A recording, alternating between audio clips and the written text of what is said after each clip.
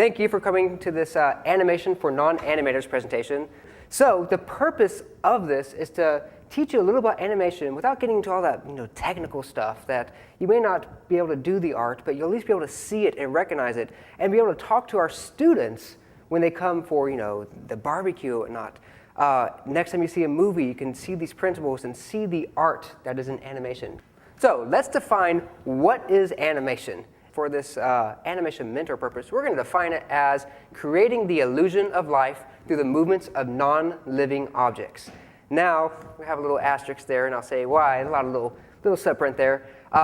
Animation is an art, and just like any art, it's impossible to define. And this one thing here, you could have animators come and debate all day. Oh, that's not what it really means. Technically with this, you can say Muppets are animation, which again, animators are going to debate that. But for Animation Mentor, for this presentation, that's how we're going to narrow it down. And there are a lot of little things that don't follow that, but we'll just ignore them for now. Okay, so moving on, you observe life every day. Animation is creating the illusion of life with non-living objects. So you know how life moves. You know what life does. It's just, you've seen it since you've been alive. So if something doesn't move correctly, when we recreate that illusion, you may not know why it doesn't work, but you know it doesn't work. So what makes it work? Well, we're going to go over those principles. And animators must observe principles that make it work to know, hey, if it's not working, what can I do to fix it? What's the difference between mediocre animation and superb animation? What is it that people do to make an animation improve and give it more life?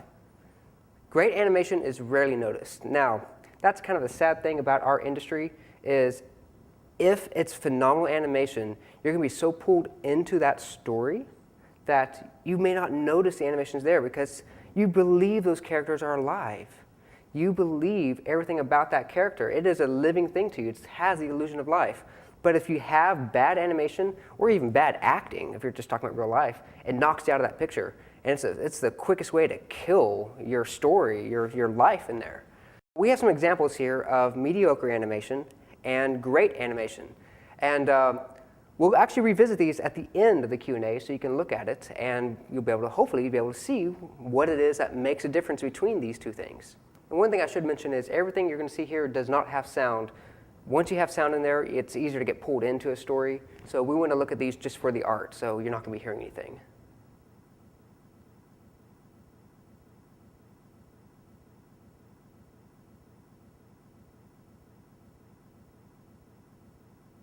Okay, now a very similar situation. In this case, you have a guy standing with a person sitting in a chair. We have another animation, very similar, but much better. So, as you can see, two different types of animation. And we're going to determine what is the difference between these two. What tools do we teach the students in Class 1? Everything I'm talking about here is stuff that we are teaching in Basic Foundations, Class 1. In fact, many of the principles, many of the demonstration ideas I'll be using is stuff that came straight from our lectures that Bobby, Carlos, and Sean put together. So you're actually getting a crash course in Basic Foundations right now. I'm trying to teach you to see the world as we do, as to observe it and see this is what life is like every day, and you all do this, but you may not have known it. Students come in, discuss with them. You may not be able to do the art, but you can definitely recognize the art. How did we come up with these basic principles of animation? Well, you may have heard of the Disney's 9 Old Men. There they are. You don't have to memorize those names. Most people don't. We just know them as the entity of the 9 Old Men. What they were was in the 1920s and 30s, when Walt Disney started his animation, these were some of the first guys on there. They've animated in all films from Snow White all the way up to The Rescuers, 40 years of animation. And through trial and error, they found out what made good animation and what didn't. They would play something, they would look at it and say, oh, we got to add to it. What can we do to make this even better? And after 40 years of work, they came together and wrote a book. Two of them, Frank and Ollie, wrote The Illusion of Life. This is essentially the Bible of animation. Every animator has to have this. When they wrote this, came out in 1980, or in the early 80s, animation was still kind of a secret toy that Walt Disney had and Warner Brothers had, and they didn't really have information how to become an animator out there. They broke that secrecy, put it out there in this gigantic book that said, this is 40 years of our work. This is how we did it. And the floodgates opened and animators just dove into it. In The Illusion of Life, they narrowed down what they thought were the 12 principles of animation. I'm going to go through each one of these. Some of them aren't used as much, so we'll just briefly talk about them. Well, let's get into the very first one we have up here, which would be timing and spacing. Now, by default, all animation has timing and spacing. And what timing and spacing is the change in time and distance of an animation, specifically in drawings, like how many frames are in between one drawing and the next, and how you change that timing and spacing can represent different things, different weights. As an animator, we are giving dead objects, circles, drawings, things that don't live. So how we move it, change the speed in the way it moves, the distance it moves, will give it life. Like this circle. This circle can represent many things. It could be a ball, it could be a planet, it could be a pizza. You cut a little slice out of there, you have a Pac-Man, so on and so forth. You put a smiley face on there, it's a face. It's the same object regardless. It's non-living, and how I move it will change things. So let's say if I change the timing and spacing of how fast it falls down and bounces up, I can make this little circle look like a tennis ball, or maybe a heavy ball like a bowling ball. In the end, it's the same object, but depending on how you move it, you can give different impressions of weight and character. Okay, so we're going to go to a nice little representation here. 2-ball bounce. Before we start playing this, again, same objects, 2 circles. In Maya, same thing, they're both circles. How this animator moves them will give 2 different impressions of something. Again, those objects have no life to them by themselves, but timing and spacing gives them life. Now, how does this work in character animation? Well, right here we have a bunch of white little balls.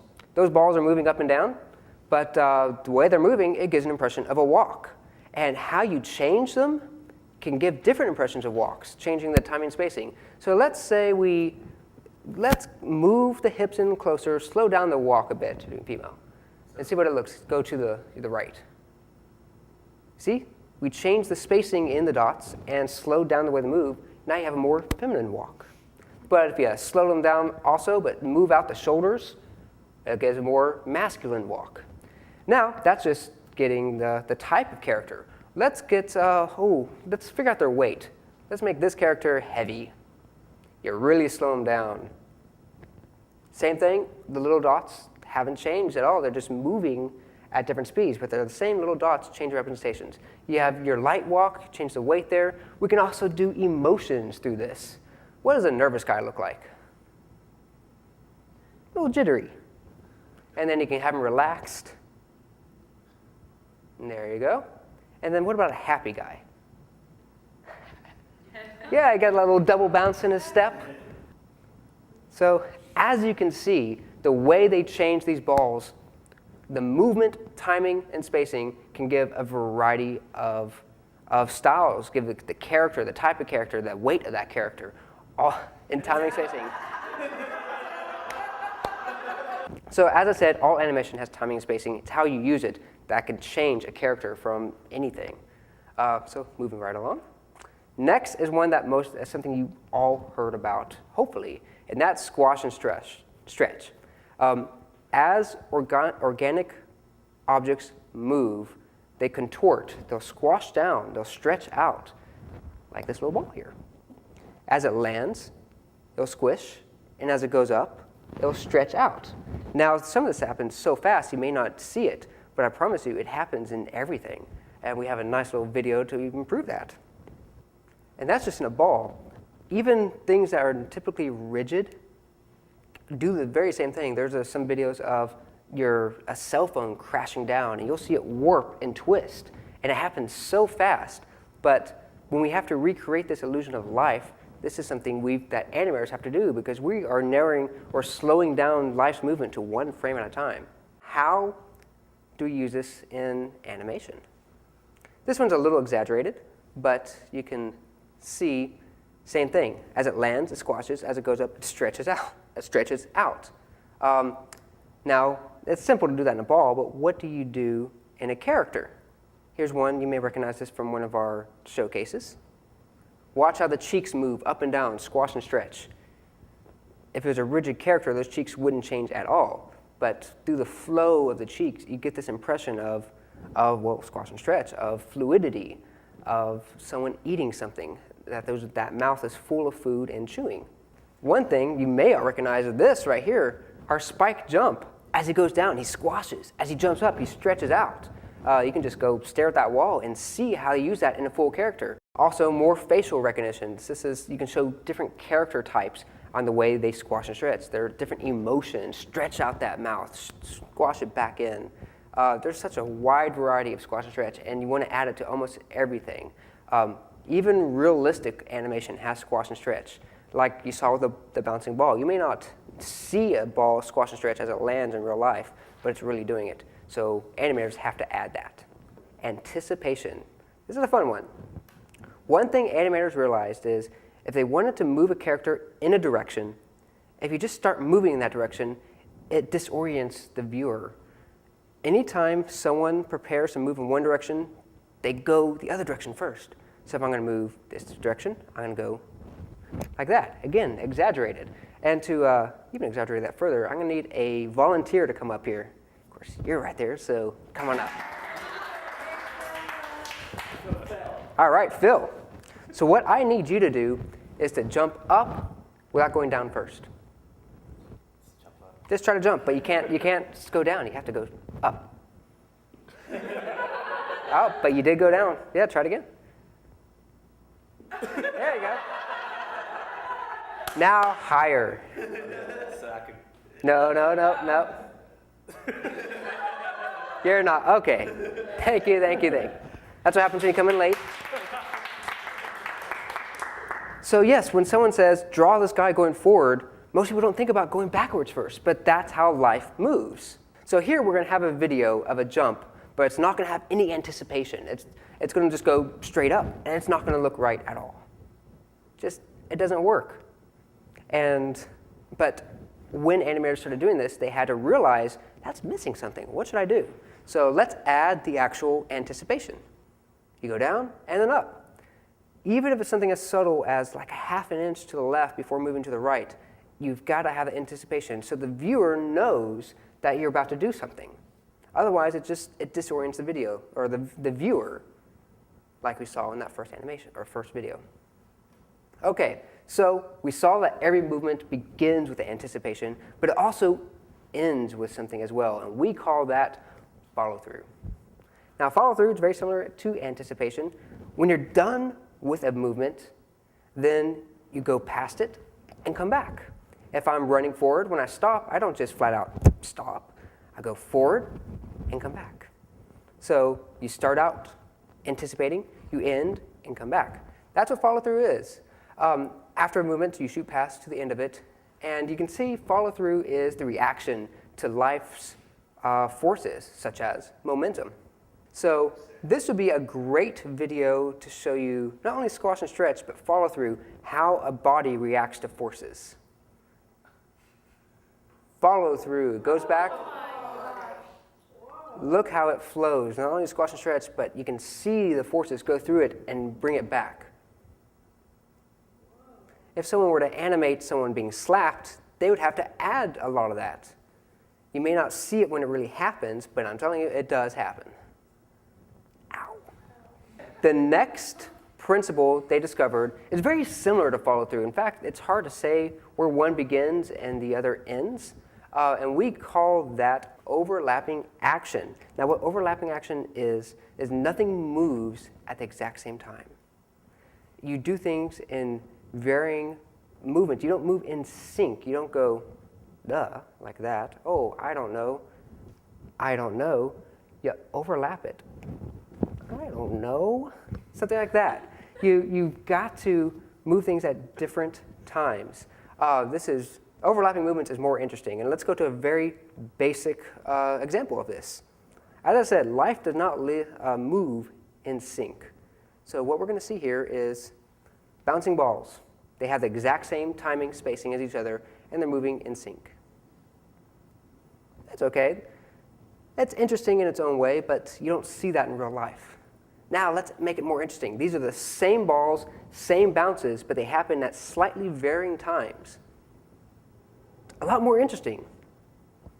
You'll want to keep stuff moving on screen at all times, and you use overlapping action to do that. One thing to know about animation, as I said, you have inorganic objects. If those objects stop moving, you're just looking at a picture. Like it's a drawing, or in this case, 3D animation. If nothing is moving on that character, you're just staring at a picture as it's there, and it looks dead. You lose life. So therefore, at all times, keep things moving. As I did with my little acting there, even though my main action was stopped, I kept moving my arms around. Your overlapping action could be something as small as moving the toe or keeping the hands moving as stuff's going on.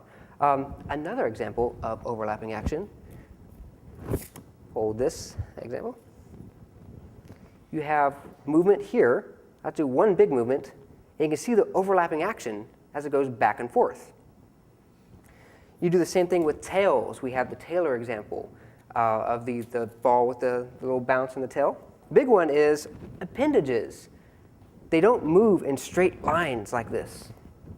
You want to keep them moving in different areas. So like, instead of moving my hand like this, I may move my arm up and my shoulder down and my elbow stretch out and my fingers. It's really nice to flow like that. Without overlap, everything moves in sync. We don't want to see things moving in sync. So I say no to in-sync movements. Here, you're going to see some great overlapping action with this pendulum. So the main movement you have is right there, is the pendulum moving. And the overlapping action is the bottom of it moving back and forth. Now, if you didn't have overlapping action, it would just be stiff. The overlapping action is breaking those three parts into moving at different times. Now, moving on to the next principle, it's also very similar to the previous two, follow through and overlapping action. And that is secondary action. What secondary action is any movement that isn't the primary movement, but it accents the main movement. So as I said before, the whole, I don't know, the actual I don't know shoulder and maybe even the feet moving up is the main action. The hands are secondary action in that. You could take the hands out and you would still get the I don't know movement, but the hands accent it. So follow through and overlapping actions are almost always secondary actions. They're very rarely needed to be the primary action. So yeah, let's move on. Arcs. This is a fun one. Now, the human eye wants to see everything move in a continuous flowing motion. If you have an object, like this little circle on a stick again, and you move it down in, just weird movements, it disorients people. They want to see things flowing, especially in art. So what that means is every appendage needs to be moving in an arc. You need to be able to track something easily. Otherwise, you're going to disorient the viewer. So watch this. Watch the hands, especially on that character there, and watch the arcs as it flows. You have an S-curve there, move up and down. If the hands were going back and forth, it wouldn't work. But because you have a nice flow there and a nice overlapping action with the fingers, it just works so well. And again, you probably wouldn't notice that. But if it wasn't there, you would know something is wrong. Going on to the next video, this happens in real life. You could track arcs in anything, and animators tend to geek out about this a lot. If we see a really cool video with some awesome arcs, it just drives us nuts. So let's watch this video of a fox in the snow. What could be so cool about that?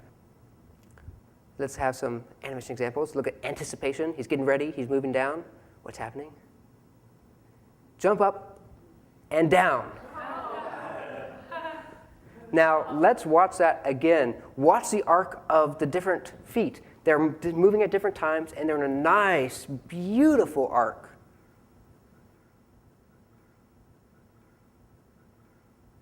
Oh my gosh. But what's even cooler is the tail as it moves. It does this cool swoop down and over movement.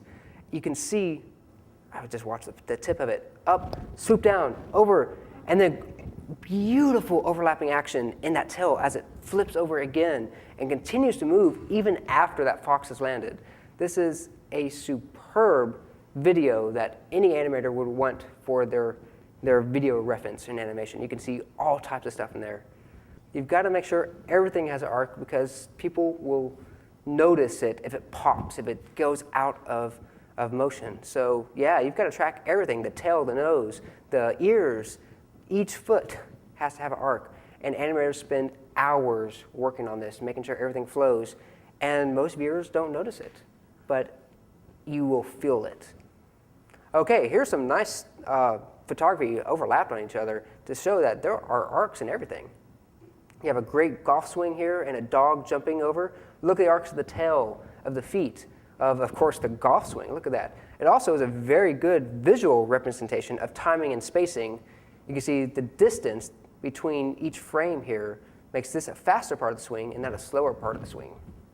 So next, you may have seen me over-exaggerating different principles here. Exaggeration emphasizes everything. A single frame in animation plays for 1/24th of a second.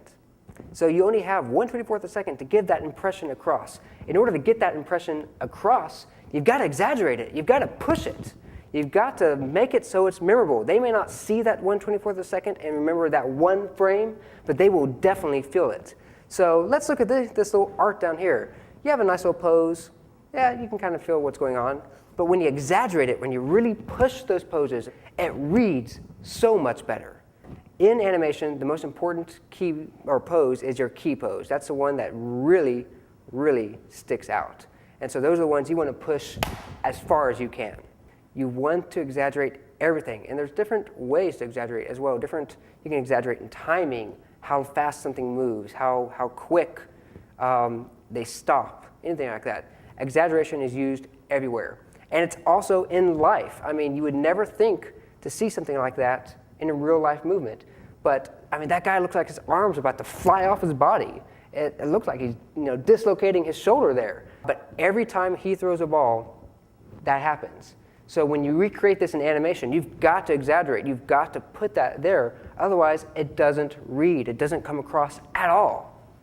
Like when the guy got slapped in the face, how his whole nose bent over. Yeah. I don't think that happens, but It really does. Exactly. When an animator has to animate that, they've got to put it in there and overdo it because you may not see it, but you would definitely feel it.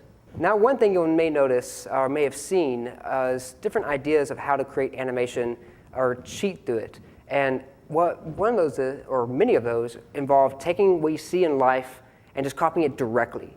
It doesn't work. One example would be motion capture, having a guy up there with the ping pong balls all over him, moving around and whatnot. If you watch that exactly as it is, it looks dead. It looks terrible. You've got to take those same poses of him walking and push them further, each one, to make it look even better. Contrast. Contrast also makes life interesting. Contrast in everything makes life interesting. I mean, think of all the great characters you've seen out there. Laurel and Hardy, the Three Stooges, Abbott and Costello, Oscar and Felix, Skipper and Gilligan. They all have contrast, both in their, the characterizations, their sizes, big, skinny, happy, sad. They all have contrast. So adding contrast makes it interesting. If everything was the same, well, it'd be boring. So there's also contrast in form, there's contrast in timing, there's contrast in everything. In this case, contrast in form is changing C-curves. This is one of the big tips and tricks that we do in animation.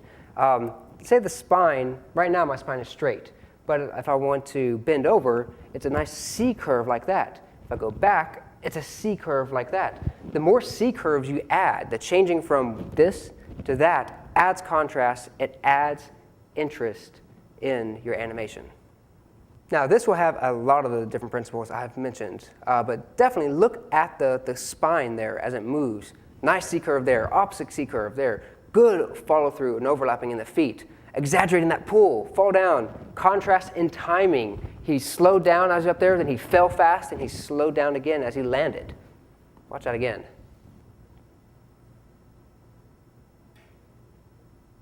So moving fast, slow, fast, stop. Contrast all over the place. As I said, you can also have contrast in timing. I said everything doesn't move in sync. It also doesn't move in rhythm. So let's say I want to have a hammer and hit this table. I could go step, step, step, hit. Whatever, it works. But let's vary up that. Let's vary up the contrast in the timing. So how about step, step, step? Exaggeration, contrast, woke him up. Great. So more interesting. It works. You vary everything up. All right, let's look at the remaining principles here. You saw there's 12 principles on that. I didn't go through every single one. Some of them don't really apply as much anymore, or they're very obvious. Staging, it must be interesting. It must read well on a theme or on the film.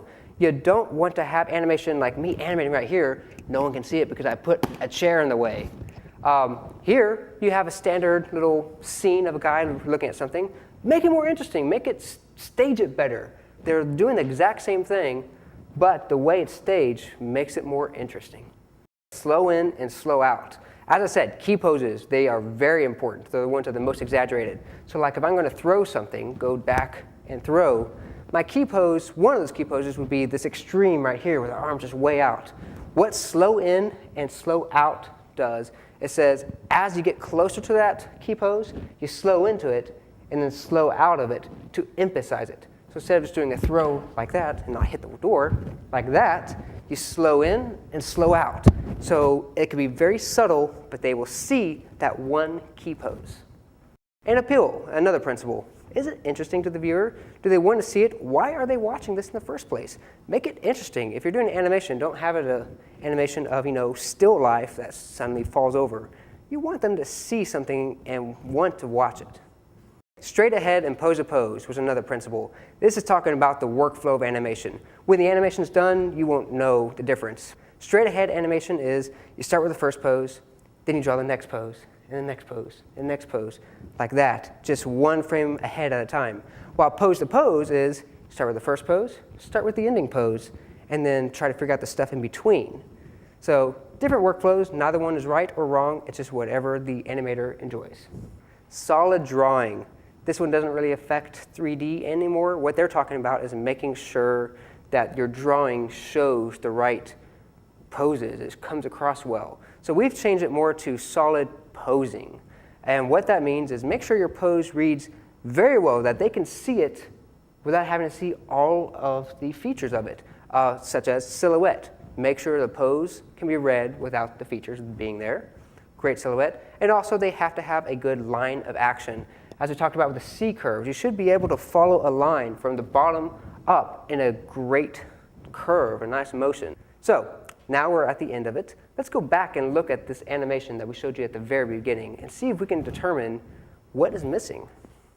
So what's going on here? Well, first of all, this character stops. He doesn't move. He's just frozen many times. I mean, it looks like he is dead on many of these frames. There's also no overlapping action. His fingers will stop, go from one pose to another. He moves in sync, note in sync. It doesn't work. His key poses, where are they? What is he exaggerating? What is this guy doing? I mean, the silhouette doesn't work. It just doesn't flow well. There's nothing there. And then what about this guy? He doesn't even move. Is he dead? Is he alive? What is going on with this character? I mean, we call this mediocre animation, and all animation at some point may look like this. It's going in and polishing, making it better, adding the overlapping and whatnot. That will improve this. Of course, he would probably need to push his poses even further to make it read better. But yeah, it's just missing the principles we just talked about. Let's bring up the finished one.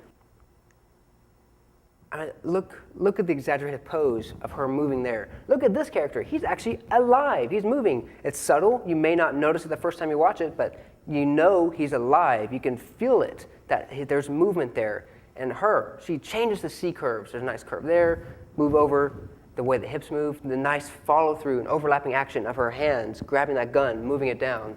I mean, just such a wide variety. She's always moving. I mean, look at her feet. Even at this beginning when she's not really doing much, her foot is twisting. Those little bits of life add so much to this. What we're going to do is put up a final animation up here and have all of you point out what you can see in it, what principles are there. And you may actually recognize this. It's playing in our showcase quite often. What do you see in this? It's a lot of contrast and timing. Oh, yes. Stops. Stops. Quick stops. Exaggeration too. Definitely exaggerating. Seekers. Seekers? Oh, where are those seekers? Let's find some seeker. Very end. Oh, look at that. Wow, nice seeker. And it goes down to There we another go. Squash and stretch. What was that? Not only is it squash and stretch in the characters, but look at this rigid soprano saxophone. It's stretching, it's moving, it's overlapping. Look at that, he stretched it out. Oh man. Right there. It's subtle. You wouldn't see it unless you're framing through it, but you definitely felt it. It's a nice arc when he lands and swoops back. There you go. Arcs all over the place. The anticipation part. Yeah, can we see the anticipation before the jump? Oh yeah.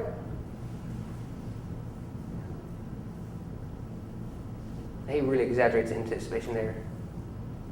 And the overlapping of the saxophone going down. Our character in the middle is still moving, even though he's standing still. Mm-hmm. Contrast and movement between the two characters as well. And they're not happening at the exact same time. I mean, you could really spend hours looking at this. And I know Mike spent many hours working on that to add all those little things. There's a nice little secondary action here of his feet twiddling in the air, just to add a little emphasis to his jump. It'll be right at the very end of this. Right there. So quick. If you took that secondary action out, it wouldn't change anything, but it definitely accents that main jump. In conclusion here, what have we learned? Well, as you said, animation is the illusion of life. And if you break that animation, or break that illusion, it just falls dead. So you've got to remember these principles to keep it going. As animators, we see the world differently. We've got to see this happen. Every time someone moves, we see, oh, wow, he just did some great arcs. I mean, we geek out over a fox jumping into the snow, things like that. That's how we see the world. We may not remember every principle. You may not remember the 12 principles. Animators may not remember the names of them, but they know their effects. They know how to use them to make great animation. So if you want to see this animation or see these principles in practice, watch an animated movie, turn off the sound, just like we have no sound in all the examples here. Because if the sound's on, you get pulled in the movie, especially if it's a really good movie. I mean, they want you to be interested in it, and you're going to not see the animation because you get pulled in the movie. Turn off the sound, watch it. Watch the arcs. Watch overlapping action. Watch all of that. You'll see it in everything. When you see Up, if many of you are going to Up this next Tuesday, watch the contrast in characters there. Watch the contrast in the way they act and move. You have the fast kid moving around and the slow old guy and just moving. It's just amazing how much they can put in every frame there. And that's why a single, 2-second shot, 3-second shot can take weeks of an animator spending time adding those little things that when you watch it the first time, you may not notice, but you feel that it is there. All right. And that is the end of this presentation.